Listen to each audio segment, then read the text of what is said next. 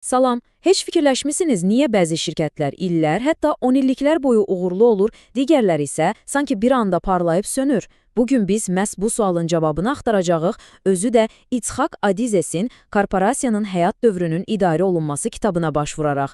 Gəlin istənilən təşkilatı anlamaq üçün çox güclü bir modelə birlikdə nəzər salaq.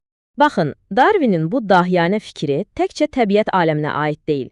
Əslində bu, biznes dünyasının da qızıl qanunudur.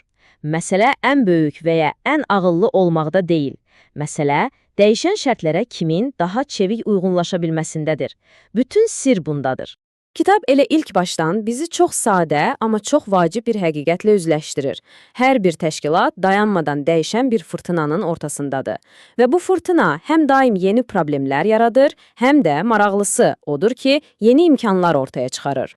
Aziz burada bizə tamamilə fərqli bir pəncərə açır. Deyir ki, gəlin şirkətə soyuq, cansız bir mexanizm kimi baxmaqdan əl çəkək. Əvəzində onu doğulan, böyüyən, inkişaf edən, hətta qocalıb ölən canlı bir orqanizm kimi təsəvvür edək. Bax, bu yanaşma hər şey dəyişir. Bu həyat dövrü gördüyünüz kimi proqnozlaşdırıla bilən bir əyri üzrə davam edir. Hər şey bir ideyanın yaranması ilə, yəni nişanlılıqla başlayır. Sonra enerjili amma xaotik körpəlik və sürətli böyümə, yəni hayküy mərhələləri gəlir. Nəhayət təşkilat özünün ən sağlam dövrünə, zirvəyə çatır. Amma diqqətli olmasa oradan eniş başlayır, aristokratiya və bürokratiya. Bu sözlər əslində o körpəlik mərhələsini o qədər dəqiq təsvir edir ki, hər kəs hər işi görür. Vəzifənin, titulun heç bir mənası yoxdur. Əsas məsələ işi görməkdir, nərdivanı zirzəmidən çıxarmaqdır. Tam bir xaos, amma çox enerjili bir xaos. Gəlin bir anlıq bu iki dövrü müqayisə edək. Bir tərəfdə hayküy, yəni gənclik dövrü var. Bütün diqqət çöldədir. Daha çox satış, daha çox müştəri, mühit əyləncəli, xaotikdir və deviz belədir. Qadağan deyilsə, deməli olar. Digər tərəfdə isə aristokratiya, yəni qocalıq. Burada artıq fokus daxili siyasətə, nəzarətə yönəlir. Hər şey rəsmidir və deviz tam tərsidir. İcazə verilmirsə, deməli olmaz.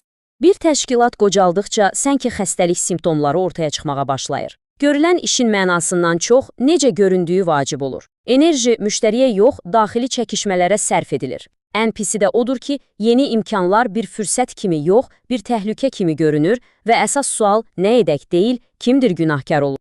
Bu vəziyyəti izah edən klassik bir lətifə var. Deməli, iflasa uğrayan bir şirkətə yeni rəhbər gəlir. Köhnə rəhbər gedərkən ona 3 zərf verir və deyir ki, başın dara düşəndə bir-bir açarsan. Və hekayə belə davam edir. Birinci böhranda zərfi açır, içində yazılıb, məni günahlandır. İkinci böhranda növbəti zərfi açır, işçiləri günahlandır. Üçüncü, ən böyük böhranda son zərfi açır və orada yazılıb, özündən sonra gələn üçün 3 yeni zərfi hazırla. Bu, əslində, heç nəyə həll etməyən, sadəcə problemi bir-birinin üstünə atan və sonda təşkilatı məhvə aparan bir dövrün mükəmməl təsviridir. Yaxşı, bəs bu son qaçınmazdımı? Təşkilatlar doğulub, ölməyə məhkumdurmu? Xoşbəxtlikdən cavab xeyirdir. Məhz kitabın əsas məğzi də budur. Bu tənəzzülün qarşısını almaq mümkündür və bunun üçün əlimizdə çox güclü bir diaqnostik alət var. Adizəsə görə həll yolu 4 həyati idarə etmə rolunu balanslaşdırmaqdır. O, bu rolları orqanizm üçün həyati vacib olan vitaminlərə bənzədir və onlara PAA modeli adını verir. İşin ən maraqlı tərəfi isə odur ki, bu rollar çox vaxt bir-biri ilə ziddiyyət təşkil edir. Məsələn, sürətli nəticə istəyən adam adətən planlamağı sevmir. Bax, sağlam idarə etmə də məhz bu ziddiyyətləri tarazlamaq sənətidir. Gəlin bu 4 vitaminə daha yaxından baxaq. Birinci vitamin P, producer, yəni nəticə istehsalçısıdır. Bu, komandanın əsas işgörənidir. Onun sualı çox sadədir. Nə etməliyik? Bütün fikri zikri, işi görmək, müştərini məmnun etmək və qısa müddətdə nəticə əldə etməkdir.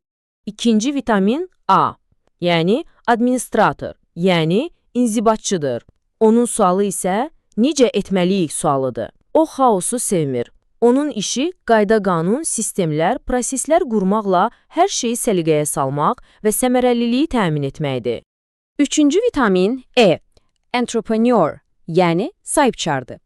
Bu komandanın vizyoneridir, xəyalpərəstdir. O, niyə sualını verir? Bəs sonra? 5 il sonra harda olacaq? O gələcəyi görür, yeni imkanlar axtarır və dəyişikliklərin carçısıdır. Və nəhayət dördüncü, amma bəlkə də ən vacib vitamin A, integrator, yəni birləşdiricidir. Onun sualı kimdir? O, fərqli-fərqli insanları bir araya gətirib, onlardan bir komanda yaradır. Komanda ruhunu, ortaq mədəniyyəti formalaşdırır. Bir sözlə təşkilatın ürəyidir, ruhudur. Bəs bu vitaminlərdən biri və ya bir neçəsi əksik olanda nə baş verir? Bax, o zaman problemlər başlayır.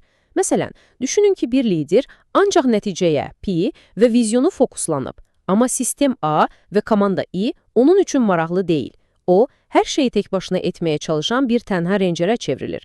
Ya da əksinə, ancaq qaydalara riayət edən, amma nəticə P və vizyonu E olmayan biri isə hamımızın tanıdığı klassik bir bürokrat olur. Bütün bunların çıxış yolu nədir? Çıxış yolu bir nəfərin bütün bu 4 rolda superman olması deyil. Bu mümkün də deyil.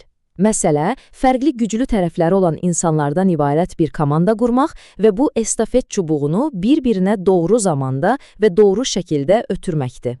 Və bütün bu səylərin son məqsədi təşkilatı o həyat əyrisindəki ən ideal nöqtəyə, zirvəyə çatdırmaq və ən çətini orada saxlamaqdır. Zirvə elə bir vəziyyətdir ki, təşkilat həm nizam-intizamlı, həm də eyni zamanda çevik və yaradıcıdır. Mükəmməl bir balans. Yaxşı, bəs resept nədir? Resept çox aydındır. Birincisi, dürüst şəkildə diaqnoz qoyun, biz indi bu əyrini harasındayıq. İkincisi, hansı vitaminimiz çatmır, hansı rol zəifdir. Üçüncüsü, bu boşluqları dolduracaq, bir-birini tamamlayan bir komanda qurun. Və dördüncüsü, bütün bunların işləməsi üçün qarşılıqlı hörmət və etimada dayanan bir mədəniyyət yaradın. Axı günün sonunda bəlkə də kitabın ən vacib mesajı budur.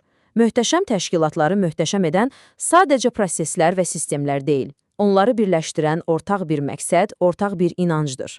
İnsanlar hiss edəndə ki, onlar sadəcə kərpiç qoymurlar, birlikdə bir məbəd tikirlər, o zaman əsl möcüzələr baş verir.